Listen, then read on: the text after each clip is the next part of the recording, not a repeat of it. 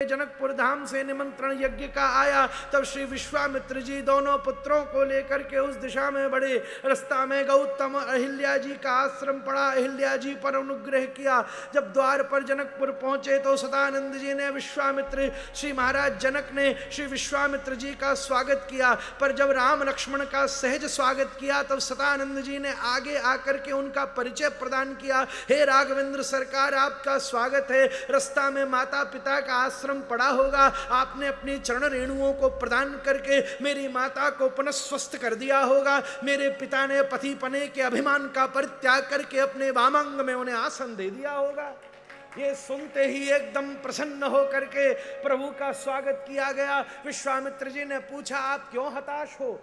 स्वयंवर का वर्णन वाल्मीकि जी ने नहीं किया है?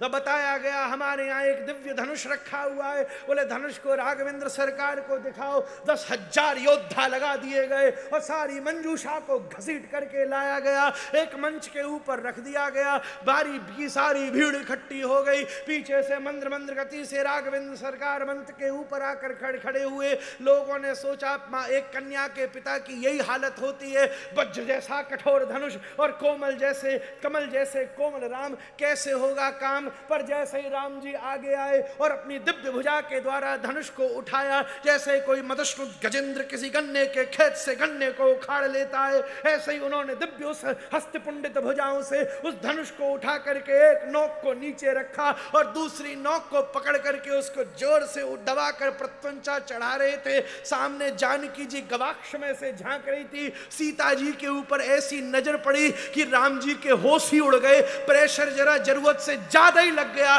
कि कटाक की ध्वनि करके धनुष। हम वृंदावन वाले महाराज, वृंदावन वाले राम के पराक्रम से धनुष नहीं तोड़वाते, सीता जी के मुस्कुराहट से तोड़वाते। यहां सब राधे राधे महाराज। ओह, ऐसा दिव्य उत्सव बना।